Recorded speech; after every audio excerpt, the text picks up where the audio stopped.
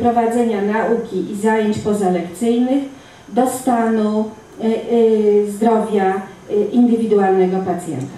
Alors il est évident que le milieu il exige qu'on implique ce qu'on appelle justement la pédagogie spéciale qui doit s'adapter au cas de chaque élève, étant donné que c'est un patient avant tout un malade. Nie wiem jak we Francji, ale w Polsce uczniowie, którzy rozpoczynają pierwszą klasę szkoły podstawowej, odbywają tak zwane ślubowanie, czyli ślubują, że będą pracowici, że będą systematyczni i nasza szkoła także takie ślubowanie przeprowadza. Trzeba będzie to wprowadzić w Francji. Il faudra introduire, c'est une très bonne idée, on proposera à notre ministre en France. Les élèves qui rentrent en Pologne au collège, bon, quittent les petites écoles, c'est sérieux après, qui rentrent au collège, dans le secondaire, en rentrant au collège, il y a une cérémonie officielle où tous les élèves prêtent serment qui seront de bons élèves, travailleurs, sérieux, etc. Takim atrybutem ślubowania jest taki wielki ołówek, którym dyrektor szkoły dotyka ramion ucznia i mówi: pasujecie na ucznia naszej szkoły.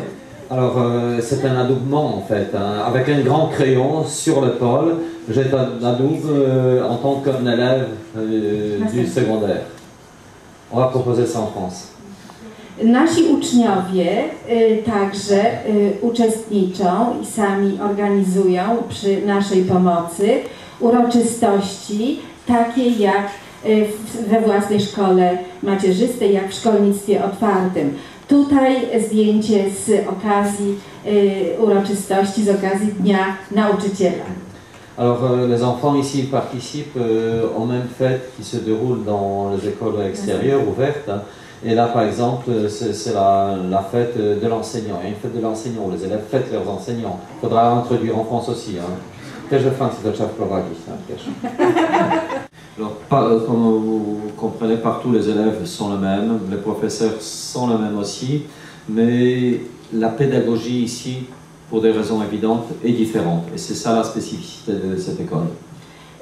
Czyli na czym polega ta specyfika? Otóż prowadzimy lekcje w zespołach łączonych, czyli na lekcji są dzieci w różnym wieku, z różnych klas, realizując różne tematy z różnych programów. Alors la spécificité, entre autres, c'est des classes, ce qu'on appelle ici mixtes, avec les différents niveaux dans la même classe, avec les différentes matières au même moment, ce qui se passe d'ailleurs dans nos écoles primaires souvent aussi, enfin dans les petits villages du moins.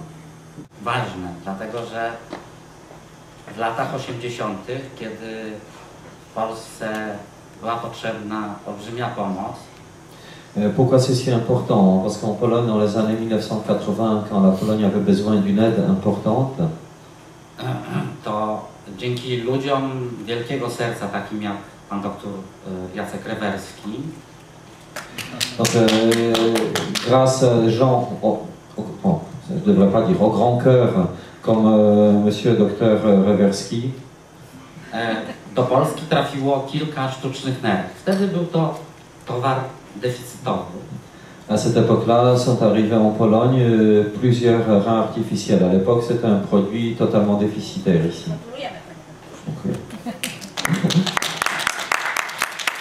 Bezpośrednio ratujący życie dzieciom. Ceci sauvait directement la vie des enfants. Przyczynkiem do rozwinięcia takiej akcji na terenie Polski była rodzina Piotra. Le démarrage de cette action à travers la Pologne était la famille de Piotr, l'enfant dont je vous ai parlé. Powiedziałem właśnie im to w autokarze, jak tu jechaliśmy właśnie o Gasikowski, Piotr Rafał Gasikowski. Brat zmarł. Piotr był skutecznie i długo leczony w naszej klinice. Był dializowany, był dwukrotnie przeszczepiany, ale dzisiaj Piotra już nie ma znowu. Piotr Gasikowski, c'est lui qui a vécu le plus longtemps. Il a été longtemps dialysé ici. Il a été 2 fois transplanté. Bon, aujourd'hui, il n'est plus avec nous. Dzisiaj sytuacja się zmieniła. W Polsce już nie jest tak źle. La situation a changé aujourd'hui. En Pologne, c'est pas si mal que ça. Ale w sercach pozostała ta pamięć o tym, że wtedy, kiedy tej pomocy potrzebowaliśmy, niespodziewanie ją dostawaliśmy. Mais il y a le souvenir, souvenir dans le cœur qu'on avait besoin de cette aide-là. À l'époque, on la recevait. Dziękuję. Ale widzę naszych fantastycznych ludzi, którzy przejęli akcję. I na innych poziomach też. Gratuluję. Mais je vois, il y a des gens de Polonais qui ont repris le fonctionnement, comme la dame qui vous a présenté tout à l'heure tout ce qu'ils font. Naprawdę gratuluję. En 84, c'était fin de vacances. Je viens ici dans ce quartier. Juste en face, j'avais une grande cousine qui habitait là. C'était dimanche. J'arrive dans le quartier, encore période communiste. Hein. J'arrive dans le quartier, et je vois sur le rond-point que vous avez vu tout à l'heure des blindés légers. À chaque coin de rue, la police avec des chiens. Qu'est-ce qui se passe? C'est vraiment un état de guerre, un truc bizarre. J'essaie de poser la question. Qu'est-ce qui se passe? Rien, c'est la messe du dimanche de Père Popiełuszko. Donc un prêtre de la paroisse d'ici. En fait, il faut savoir que ce prêtre, c'était l'aumônier de Solidarność, du syndicat Solidarność, qui était emprisonné, comme beaucoup d'autres. Et lorsque je suis passé là, c'était sa première messe après sa libération de prison. Alors je me suis dit, tiens, il ne fera pas long feu. Enfin, bon, sans vouloir professer le malheur. Je me suis dit, non, enfin, j'ai pressenti, enfin, de toute façon, c'est pas normal, une messe et des blindés légers tout autour de l'église. Bon. Je suis rentré en France. Au mois de octobre, on apprend par la radio, la télé en France, que Père Popiełuszko a été tué par la police politique communiste. Enfin, on a retrouvé son corps dans la Vistule, atrocement torturé, mutilé. Bon. En fait, il a été enlevé par la police politique. Et puis bon, ils l'ont zigoulé, il n'y a pas d'autre mot. Ça s'est su tout de suite, puisque le chauffeur, son chauffeur, il était enlevé en même temps. Il a réussi à se sauver, il a sauté de la voiture en marche. Et il a prévenu tout le monde, donc le syndicat Solidarność et puis tout le monde, que le Père Popiełuszko était enlevé. On l'a retrouvé une semaine après, comme je vous ai dit, dans la Vistule. Par la suite, lorsque, à l'époque communiste, il y a eu l'enterrement de Père Popiełuszko, c'était vraiment une foule énorme, 500 000 personnes, sinon plus, à l'époque communiste, c'était vraiment quelque chose de spectaculaire. Et il a enterré justement ici.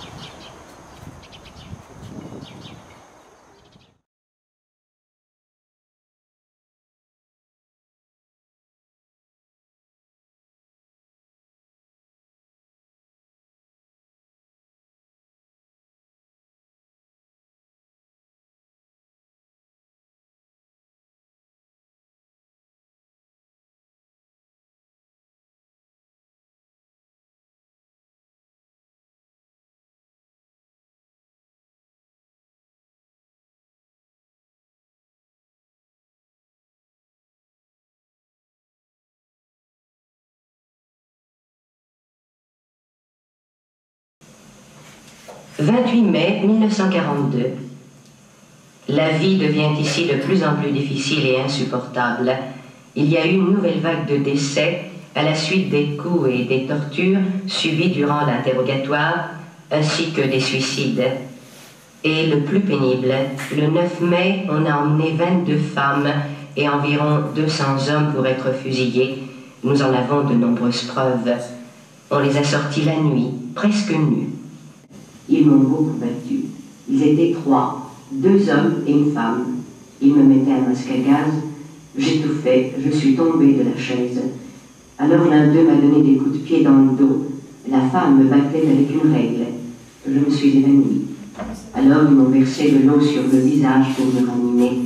Soyez tranquille, je ne dirai rien. Je suis aujourd'hui dans un état proche de la folie. J'écris avec une mine d'1,5 cm enveloppée de papier. Mes notes me causeront peut-être encore des souffrances, mais elles permettront peut-être d'identifier ma dépouille. Hier, Ślusarczyk a été frappé au visage avec des clés, le vénard.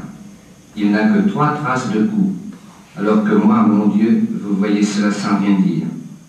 Est-il possible qu'un homme puisse supporter cela? 215 minutes d'interrogatoire, 3h30, dont au moins les 3/4 passés à me battre. Je suis couché sur le ventre et des larmes de douleur envers le monde. Des larmes de fureur et d'impuissance.